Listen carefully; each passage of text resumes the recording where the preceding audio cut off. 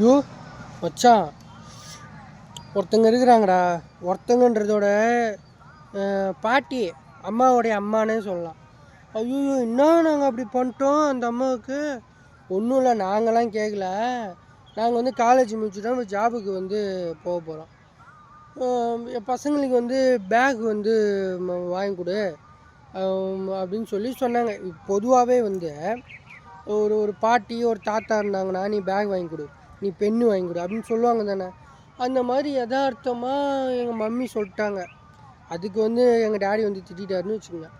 எங்கள் மம்மி வந்து யதார்த்தமாக சொன்னாங்க, அந்த பாட்டி அந்த அவங்க என்ன பண்ணியிருக்குது, ஊர் ஃபுல்லாக போய் சொல்லிக்குது. ஐயோ காலேஜே முடிஞ்சு போச்சு, ஆளுக்கு 1000 ரூபா 2000 பேக் வாங்கி கொடுக்கணுமா, 2000 ரூபாய்க்கு நான் எங்கே போவேன் அப்படின்னு. ஆனால் அந்த பாட்டி மற்ற பசங்களுக்கெல்லாம் நல்லா அப்படியே எடுத்து செய்யும்.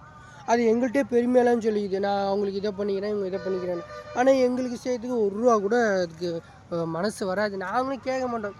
என்னங்க லைஃப்பில் வந்து நாங்கள் நிறையா தொலைச்சிட்டோம், லைஃப்பில் நிறையா பார்த்துட்டோம். அவமானங்கள் பார்த்தாச்சு, துரோகங்கள் பார்த்தாச்சு, புறக்கணிப்புகளை பார்த்தாச்சு, வலி வேதனைகள் எல்லாத்தையும் பார்த்தாச்சு. ஸோ அதுக்கு முன்னாடி இதெல்லாம் சும்மா எங்கள் லைஃப் வந்து அது எப்படி வந்து எங்கள் லைஃப்பில் வந்து மேஜிக்கை கொண்டுட்டு வரணும், எங்கள் லைஃப்பில் எப்படி ட்விஸ்ட்டை கொண்டு வரணும், எது நல்லது எது கெட்டதுன்னு டிசைட் பண்ணுறது அந்த கடவுளுக்கு தெரியும்ல. கடவுள்கிட்ட படிச்சுட்டு போயிடுறது.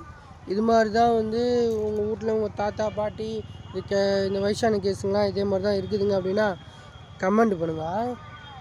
இனிமேல் வந்து எல்லாத்தையும் இனிமேல் பப்ளிக்காக நான் போடுறதா முடிவு பண்ணிட்டேன். யூடியூப்பில் என்னை சுற்றி என்னென்னலாம் நடக்குதோ எல்லாத்தையும் மக்கள் மன்றத்தில் சொல்லலாம் அப்படின்ட்டு தான் இந்த வீடியோ போடுறேன்.